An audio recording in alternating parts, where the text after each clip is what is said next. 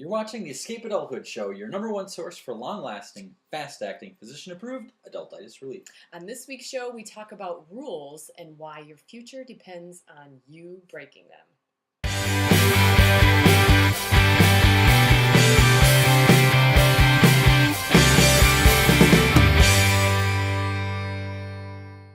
We've recently gotten sucked into this new series that's really cool on the History Channel called America, the Story of Us. And I have to admit, I was never a big history buff, so this is kind of a new way of looking at history, and it's been really cool. Yeah, and you remember film strips? Why were they never this I slept good? through a lot of them. I might have learned more in school. But Definitely. So the History Channel is doing it right, and they're starting with the Revolutionary War, and something that it was really interesting to me is like we were getting our butts kicked in the Revolutionary War. And by we, she means us. Americans. I mean, no. Frankly, we had muskets and whatnot. It was tough times. But the part that we saw recently was how, it wasn't until the Patriots started to really break the rules of war until, that's what started to turn the tide. Yeah.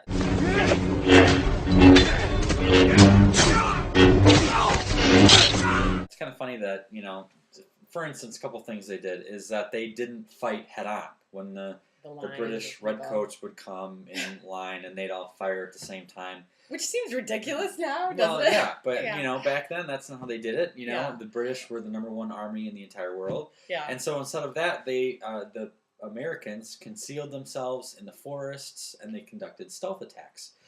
Instead of what they would do is they would shoot at the regular infantrymen. Instead, they targeted the leaders, and they would shoot them off their horses. And like Kim said, it seems like it's common sense, that sort of thing by today's standards. But back then, when it came to war, those rules. things were just not done. Right. And the British were appalled that the Patriots had the gall to break the rules of war. So that was kind of interesting. Very, very interesting. So the reality, though, when we talk about kids, is that kids are natural-born rule breakers. Mm-hmm. Now, possibly this is maybe because they don't actually start out knowing the rules, but as we grow up, we become more and more indoctrinated by all sorts of rules. I'm talking from your parents, your grandparents, your school, society, all that stuff. And I mean, when you're a kid, a lot of them are good for you, don't touch the hot stove. And I mean, we're dealing with this every day with Lucy of what's the no-nos, But a lot of them, as you kind of grow out of knowing those things, they limit us. Mm-hmm. Absolutely. And, today, nowadays, in the times we're living in, the world really seems upside down. And if it seems upside down, it's because it is. Because the stuff that got us through the 21st century or the 20th century, a lot of that stuff no longer applies. Some of the old things that used to serve us well are no longer helpful to us. So, in fact, some of the rules never were helpful to us. But the people who continue on as if things are the way they were or wish they were, continuing on with the status quo, those people are going to be left behind. They are currently being left behind. Absolutely. And in your speaking programs, one of my favorite examples of just a fun rule that is fun to break is the fact that you have to eat dessert last. And that is so not the case. You can eat your dessert first every once in a while. So, it's just a silly little example, but there's things like that all over in our life that we often follow just because that's how it is. Right. So, I mean, one of the things we talk about a lot in the blog and in my speaking programs is quit living by rules that don't exist. But the challenge is it's hard to spot them because they're so ingrained in us. I mean, you could sit there right now and say, I'm not living by any rules that don't exist. I'm not, because that's the point. They're rules. So you can't. You think, well, that's I can't break that because I'm supposed to do that. That's how I'm supposed to go. Yeah. So the challenge is to be really honest with yourself and see if there's anything that you are being hampered by these rules. So we're going to give you a couple examples of things that we've seen in our own life and other people's lives around us, but we hear people saying they're challenged by. One is something we see a lot because we actually did this. Mm-hmm. Not the first, but be the first or be the person in your family to move away from your hometown. And this this is actually happening a lot because people are spread out all over. But there are some families that you feel pressured to stay in your hometown. Maybe that's not a good place for your job, for opportunities for your, individuals in your household. But if you have the courage to say, you know what, we're going to move and we're going to do this for our family, oftentimes that is the best thing for your family.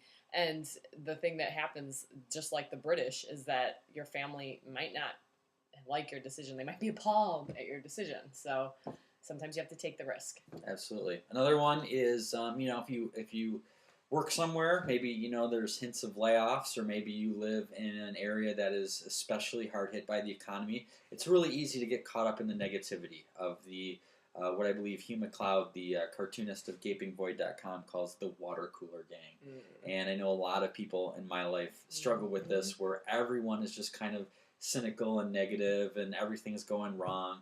And the rule is that everything must be going wrong, and why think anything different? But again, the opposite. What if you were optimistic? What if you were looking for opportunities? What if you were upbeat?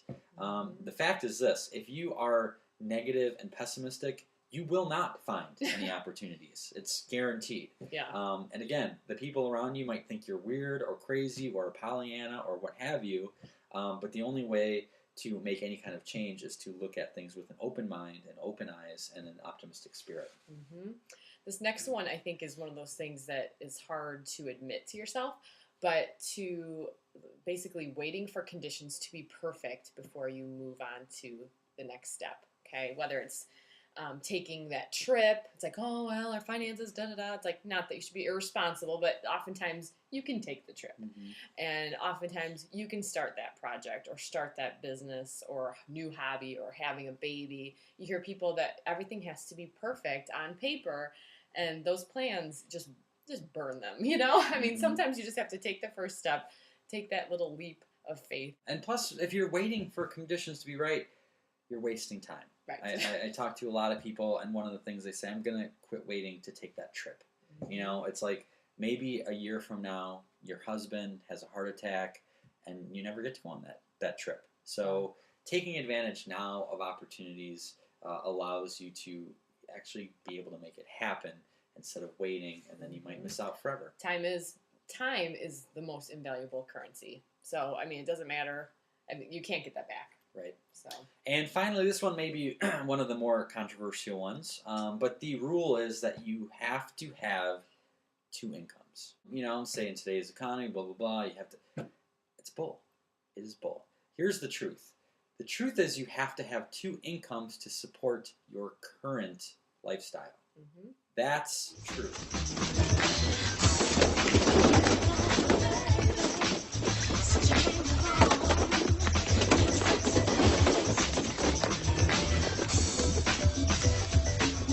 There you go. There you go. Thank you, sir. There you go. Thank you, sir. There you go. There you go. The rule is you're the one who sets what your current lifestyle has to be. Do you have to have two cars?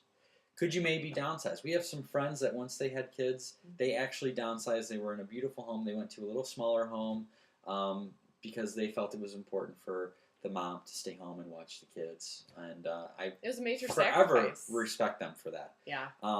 Now they have an opportunity. They're in a different season where they both have two incomes now, and the kids are a little bit older, so it's a different season. People do different things on the weekends. How you spend your money? Do you go dinner out? Do you have movies out? I'm not saying that both people working is bad. I'm just saying question the idea that you have to have two incomes, and make sure if you're making that choice, it's because you want to, not because you think you have to.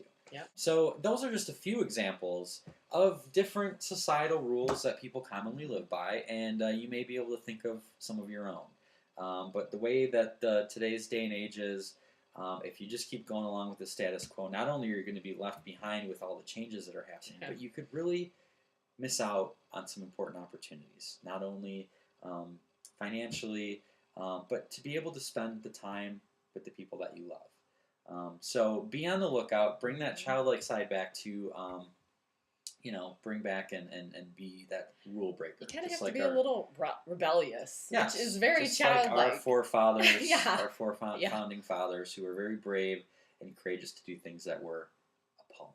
Thank goodness they did. Yes. So thank you guys for watching. Tune in next time, and remember, it's never too late to have a second childhood.